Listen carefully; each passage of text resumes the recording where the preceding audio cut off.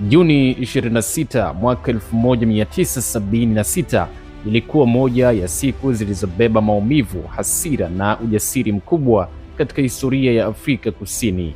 Ingawa maandamano makubwa ya wanafunzi wa Soweto yalianza rasmi Juni 16, ila hadi kufikia Juni 26 hali ilikuwa imezidi kuwa mbaya.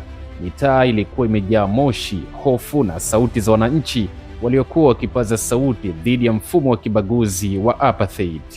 Apartheid ulikuwa ni mfumo wa utawala wa kibaguzi uliowagawa watu kwa misingi ya rangi.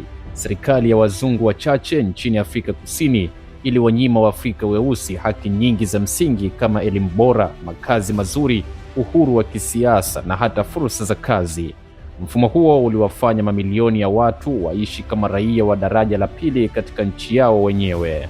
Chanzo kikubwa cha maandamano ya Soweto kilikuwa ni uamuzi wa serikali kulazimisha lugha ya Afrikaans kutumika kufundishia shuleni. Afrikaans ilikuwa ni lugha inayohusishwa moja kwa moja na utawala wa kibaguzi kwa wanafunzi wengi weusi. Hii haikuwa tu kuhusu lugha, ila ilikuwa ni alama ya ukandamizaji. Asubuhi ya Juni 16, maelfu ya wanafunzi waliokadiriwa kuwa kati ya 10,000 hadi 20,000 walikusanyika kwa maandamano ya amani. Walibeba mabango yenye ujumbe wa kupinga elimu ya kibaguzi, wakiamini sauti yao ingesikika bila vurugu.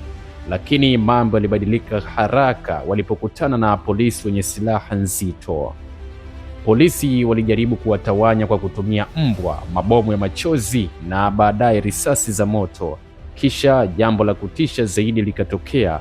Risasi zilianza kufyatuliwa kwa wanafunzi waliokuwa hawana silaha.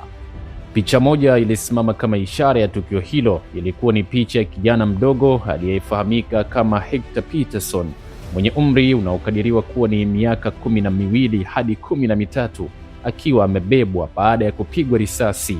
Dada yake Antoinette Sithole alionekana pembeni akilia kwa uchungu. Picha hiyo ilizunguka dunia nzima na kuwa ushahidi wa ukatili wa apartheid. Serikali ilijaribu kudhibiti habari, lakini haikuweza kuzuia hasira ya wananchi. Kile kilichoanza kama maandamano ya wanafunzi kiligeuka kuwa uasi mkubwa wa kitaifa. Kufikia Juni 26, ghasia zilikuwa zimeenea Soweto na maeneo mengi sana. Magari yalichomwa, majengo ya serikali yalishambuliwa na vikosi vya usalama viliongeza nguvu ya kijeshi mitaani. Juni 26 ilikuwa ni siku yenye maana kisiasa kwa wapinzani wa apartheid.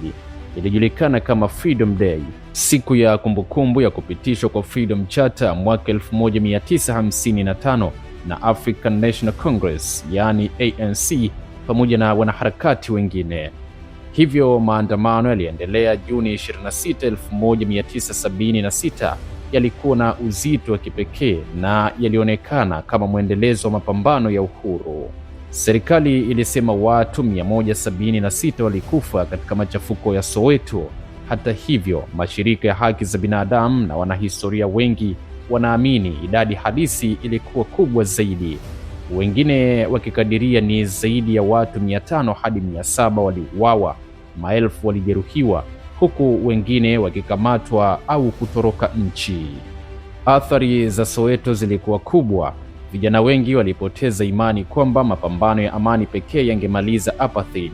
Baadhi walijiunga na harakati za kisiasa na kijeshi za ANC, zikiwemo zile zilizoongozwa baadaye na Nelson Mandela. Kimataifa, tukio hili liliibua shinikizo kubwa dhidi ya serikali ya Afrika Kusini. Mataifa mengi, mashirika ya kimataifa, wanamuziki, waandishi na wanaharakati walianza kupaza sauti zaidi dhidi ya apartheid. Vikwazo vya kiuchumi na kisiasa vilianza kuongezeka. Mapigano ya Soweto hayakumaliza apartheid mara moja, lakini yalibadilisha historia, yaliwasha moto ambao haukuzimika tena. Kizazi cha vijana kilionyesha kuwa hata wanafunzi wadogo wanaweza kubadili mwelekeo wa taifa. Baada ya kujaribu miongo miwili ya mapambano makali, mfumo wa apartheid ulianguka mwanzoni mwa miaka 1990, na mwaka 1994 Nelson Mandela akawa rais wa kwanza mweusi wa Afrika Kusini katika uchaguzi wa kidemokrasia. Hadi leo, kila Juni 16 huadhimishwa Afrika Kusini kama Youth Day, siku ya kukumbukwa kwa vijana wa Soweto waliojitolea kwa ajili ya haki na uhuru. Mapigano ya Soweto ya mwaka 1976 yanatufundisha jambo moja kubwa: wakati mwingine historia hubadilishwa si na viongozi wakubwa pekee, bali pia na sauti za wanafunzi waliokataa kunyamaza. Na hilo ndilo ambalo tumekuandalia ndani ya Leo katika Historia, tukijikita huko bondeni Afrika ya Kusini. Jina langu ni Imam Shauri Mali. Hii ni Mbiu Asubuhi ya JN TV. Endelea kusalia nasi.